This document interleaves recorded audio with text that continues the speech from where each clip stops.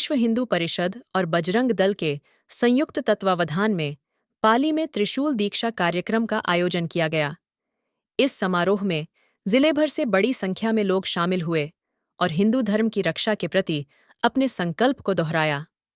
कार्यक्रम की शुरुआत बजरंग दल के राष्ट्रीय संयोजक नीरज दौनेरिया, कार्यक्रम अध्यक्ष राजेंद्र सिंह भाटी, मुख्य अतिथि शांतिलाल सिंघवी, प्रांत अध्यक्ष डॉक्टर राम गोयल, क्षेत्रीय संयोजक किशन प्रजापत और प्रांत मंत्री परमेश्वर जोशी द्वारा राम दरबार और भारत माता के समक्ष दीप प्रज्वलन के साथ की गई।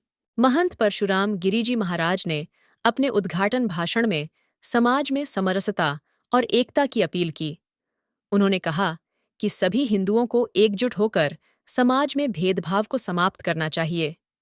मुख्य वक्ता नीरज दौनेरिया ने विश्व हिंदू परिषद के 60 वर्षों की यात्रा की चर्चा की और संगठन के उद्देश्यों को स्पष्ट किया। उन्होंने कहा कि विहिप का गठन हिंदू जीवन मूल्यों की रक्षा और पुनर्निर्माण के लिए हुआ था और इस दिशा में किए गए प्रयासों को जारी रखा जाएगा।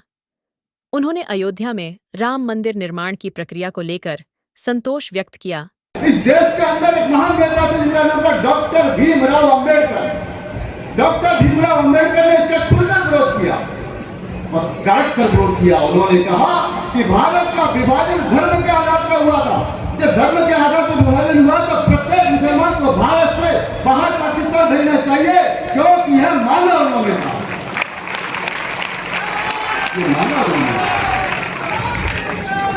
तो कुछ लोगों ने कहा कि बाकी कुछ लोग सहमत हो रहे तो आप इतना मुखर होकर विरोध क्यों कर रहे हो? तो उन्होंने जो बात कही वो हम सबके लिए बड़ी महत्वपूर्ण ध्यान रखना, क्योंकि डॉक्टर साहब पढ़े लिखे थे। कुछ लोग उनको दलित नेता कहते हैं, लेकिन मैं उनको हिंदूवादी नेता कहता हूं, देशभक्त देशनिष्ठ नेता कहता हूं। उन्होंने कहा मुसलमानों के ऊपर पूरी दुनिया में जो शोध कार्य हुए हैं, स्कॉलरशिप हुई है, पीएचडी हुई है, उसमें एक बात समान है, मुसलमान अपनी धार्मिक किताब के प्रति अधिक वफादार है। कुरान, हदीस, शरीयत, इनके पास अधिक वफादार है। वह भारत में हिंदुओं को कभी अपना स्वजन नहीं मानेगा, अर्थात भाई नहीं मानेगा। ये डॉक्टर अम्बेडकर ने उस समय इतनी दुर्दशा से कहा और उनके सामने, हम सबके सामने 1984 आते आते हम सबके सामने यह दृश्य आ गया। देश के अंदर इस्लामिक जिहाद पनपने लगा। जम्मू कश्मीर की घाटी में आतंकवाद इस्लामिक जिहाद के कारण, गांव-गांव में, गली-गली में, मोहल्ले-मोहल्ले में, शहर-शहर में, हाईवे पर, सड़कों पर गौ तस्करी, गौ हत्या इस्लामिक जिहाद के कारण, देश में दंगे इस्लामिक जिहाद के कारण, मंदिरों को तोड़ना इस्लामिक जिहाद के कारण, और तो और हिंदू बेटियों से लव्य इस्लामिक जिहाद के कारण, कहीं भी जगह बम विवाद की दिखाई दे जाए इस्लामिक जिहाद के कारण, भारत के अंदर बांग्लादेशी घुसपैठ, रोहिंग्या घुसपैठ इस्लामिक जिहाद के कारण।